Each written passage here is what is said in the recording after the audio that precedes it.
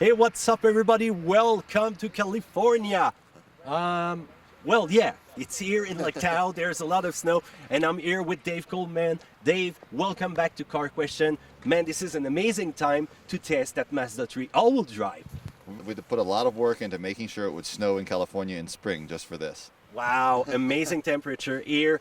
And finally, Mazda will put an all-wheel drive system in those cars. We did a previous video about that. I hope, guys, you watched it. We talked about the configuration of the system, but hey, today we can talk about it even more. So talk to me about how you design it and what's it doing, when you're stepping on the accelerator right here on this kind of track.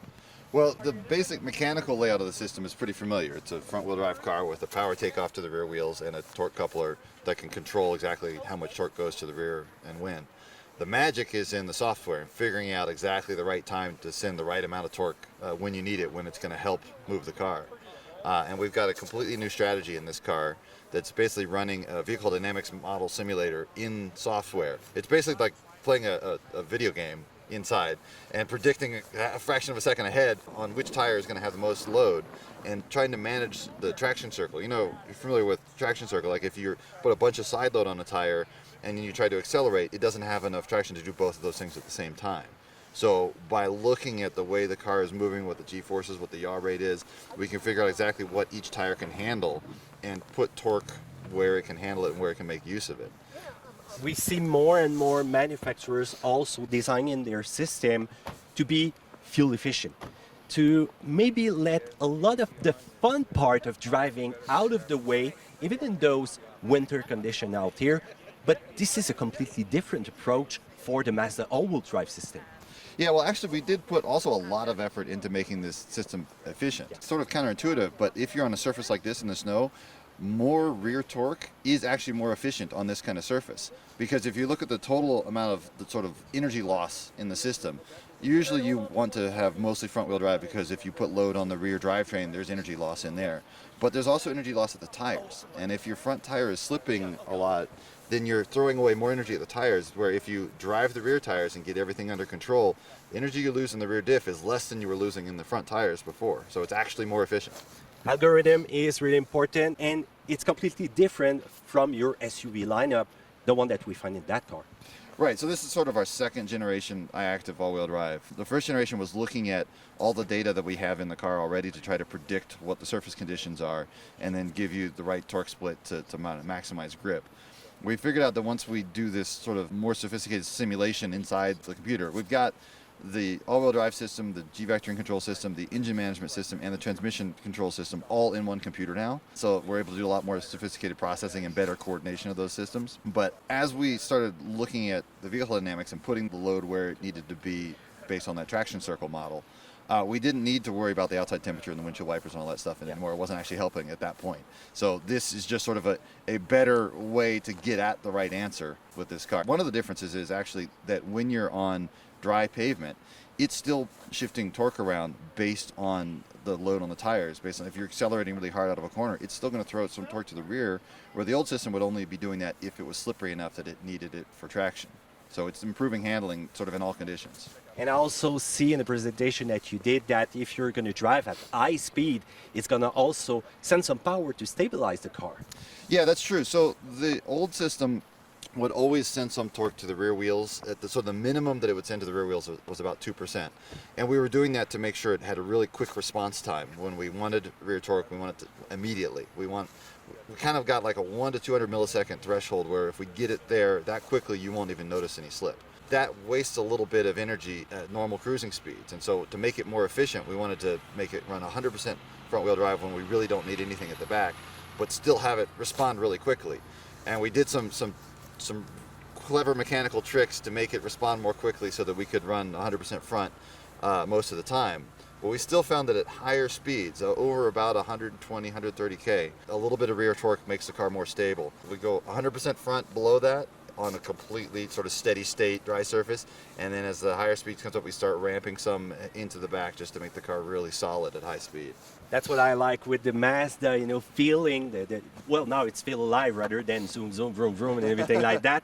But I like the way that you think, you know, to give a feeling when you're driving the car. But now the question, you know, when we saw the previous video that we did about testing all-wheel drive system, there's a big impact on the traction control on and traction control off button with the SUV lineup. But now with the car, what will it do?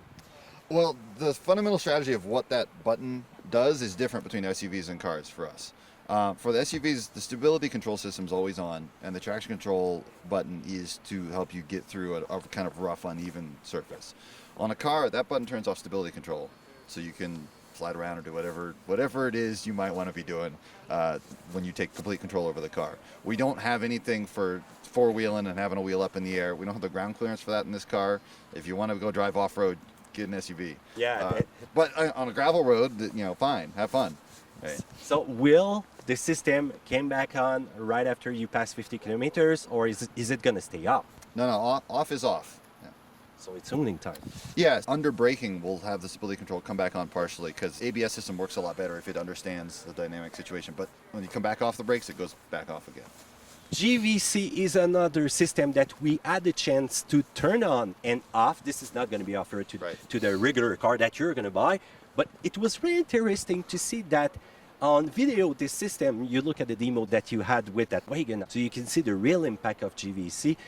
And I found out that this is not a real intrusive system, but it really helps you to stay on the proper course on that lane, which is kind of perfect for you on this kind of track. Yeah, that's right. The basic philosophy behind that system is that it's trying to make the car follow exactly what the driver wants to do. So it can't be intrusive at all. It's never interrupting. Its only inputs are the driver's inputs, how you're moving the steering wheel, and it's helping the car respond to your inputs. And it is really a pretty dramatic difference, I think, on the snow, and it gets more and more subtle on higher, more grippy surfaces. But that's kind of a really good example of the way we approach tuning our cars. One that will put a lot of effort into something that's relatively subtle, because if you do a bunch of subtle things in the right direction, it becomes very dramatic. The car is very easy to drive and very intuitive because all those little details add up. But also because the way that we prioritize making the car work is based on what the driver wants. It's make it respond to the driver. The driver is the one who bought the car and is in control, right? And that's a real good point about the car. It's driver oriented. It's for the one that loves driving, and you kept it that way at Mazda, and that's a real good thing. Yeah. So final point, a lot of viewers out there on Car Question had some doubt with the suspension, the rear suspension. Right. We tested it. We were amazed with it. Was it a big challenge to pass that all-wheel drive system through? Actually, packaging all-wheel drive with a torsion beam is not that hard. We do it on the CX-3 already. The torsion beam is two trailing arms with the beam connecting them that can twist and let them move independently. And that would normally run right through where the drive shaft needs to go. But all we did was we made a different beam for the all-wheel drive cars that kind of has an arc up and over where the drive shaft needs to go. And we designed those two beams to have the same twist stiffness, so we have the same roll stiffness, and it works out fine. Nice. When is it going to be available with a manual? Well, we can do it with a manual. The only reason, as far as I can tell, that we haven't done it so far is there haven't been enough people going to dealers and beating on the dealers saying, give me the manual, here's my money. So don't type it on the internet. Don't complain to each other. Go to the dealer and show them money and say, if you give me a manual, I'll do this. And they'll complain to the right people, and when we get it, we'll get the car. There you go, guys. You got your answer. Mr. Coleman, thank you once again to be on Car Question and to give us that cool information and clear, just like the way we like it. All right. It's really great talking with you. I'm glad you enjoyed driving the car. So there you go, guys. If you have any question, feel free to do that in the comment section down there below. Subscribe to Car Question and do a thumbs up on that video. Take care.